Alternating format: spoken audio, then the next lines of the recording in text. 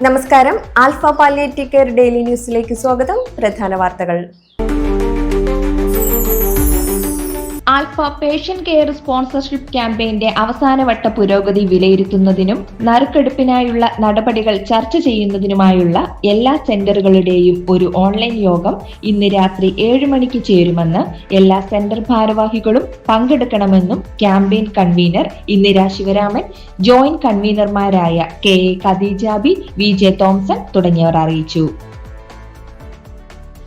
Alpha Thrissur centre staff volunteer meeting May 12 ചൊവ്വാഴ്ച സെന്ററിൽ നടക്കും. ഉച്ചകഴിഞ്ഞ് 3 മണിക്ക് നടക്കുന്ന യോഗത്തിൽ വിവിധ റിപ്പോർട്ടുകളുടെ അവതരണം, patient care sponsorship campaign report, ചർച്ചകൾ എന്നിവ നടക്കുമെന്ന് സെക്രട്ടറി സി കെ സജീവ് അറിയിച്ചു. ആൽഫ അന്തിക്കാട് സെന്റർ അവലോകന യോഗം നാളെ നടക്കും.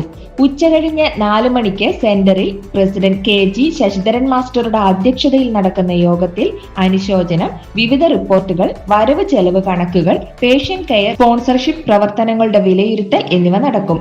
യോഗത്തിനെത്തുന്നവർ ഇതുവരെ ചെലവഴിച്ച സ്പോൺസർഷിപ്പ് കൂപ്പണുകൾ തിരികെ എത്തിക്കണമെന്ന് സെക്രട്ടറി ശിവരാമൻ മാസ്റ്റർ അറിയിച്ചു.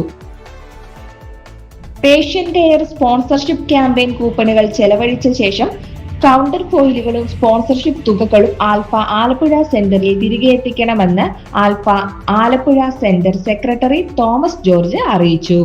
ഇതോടെ ഇന്നത്തെ വാർത്തകൾ അവസാനിച്ചു. ജയ് ഹിന്ദ്.